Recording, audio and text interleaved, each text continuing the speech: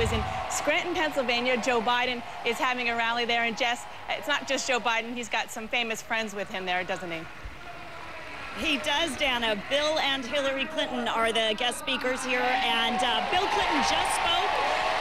Senator Hillary Clinton is on the stage. Let's listen into what she has to say, and she'll be introducing Joe Biden. Hands-on-deck moment for America. We've got to work hard, and we've got to work together. This is a fight for the future, and it's a fight we must win. It starts right here in Scranton, where my father was raised and where he's buried. You know, my grandfather worked in the Scranton lace mills all of his life, starting when he was 11 years old until he retired at the age of 65. My family spent summers in a cabin on Lake Winola. We went swimming and fishing and played a lot of pinochle. My grandfather built that cabin nearly 100 years ago, and it's still standing. Because here in Scranton, people are built tough. Here in northeastern Pennsylvania, we don't go down without a fight. And I remember how proud my father and his brothers were that they could build a good life with good jobs. Jobs that supported a family, that gave my grandfather, who didn't even finish elementary school, the chance to send 3 sons to college.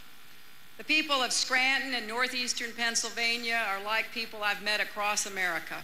The kind of people who get up every single day and work hard. You don't ask for much.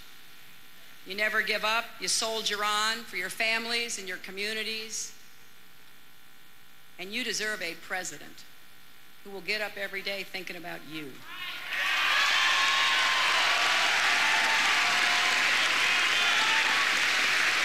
And we are so lucky that by the side of our next president will be a man who really understands, who's been fighting his whole life for what he believes in, the values he was raised with. Joe Biden is a good friend and a great man. Joe's never forgotten where he came from. He's never forgotten how his family had to struggle and his parents even had to move so his dad could find work. He's been a leader on national security, a leader for women, children, and families as the author of the landmark Violence Against Women Act.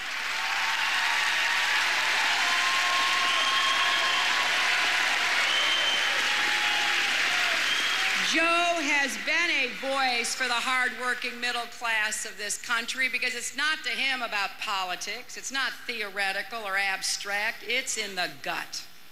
I could not ask for a better partner in the Senate, and America could not ask for a better vice president. It really comes down to how much each of us is willing to do in the next 23 days. You know, sure, the polls show Barack and Joe ahead now, and that's good news.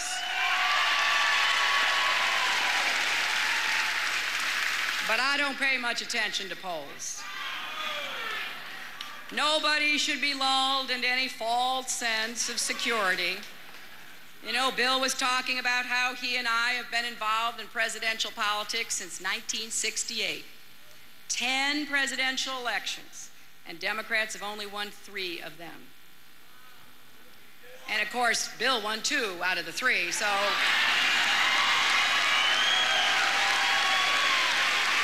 So that's why you have to leave here committed and ready to go to work.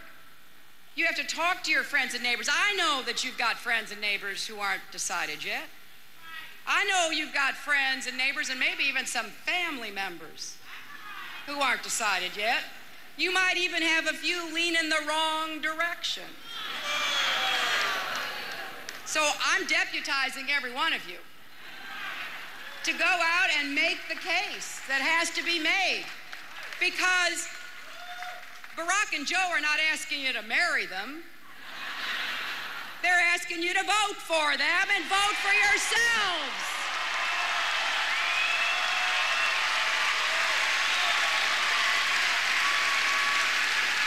If we can pull a big vote out of northeastern Pennsylvania for Barack and Joe, there isn't any way they lose Pennsylvania. And if they win Pennsylvania, there's no way they lose the White House.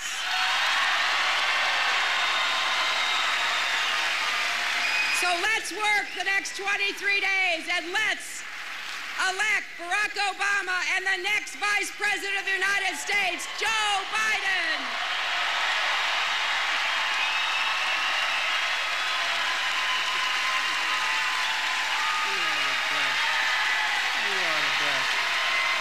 Isn't she great? It's fun. I got to tell you something before this official part of my speech begins. About 10 months ago, I was talking about Hillary, and Jill we were at the kitchen table, a Sunday dinner with everybody around. She said, "I know, Joe. I know you love her. I do love you." It's mutual, Joe. Thank you. Thank you. Ladies and gentlemen, it's good to be here.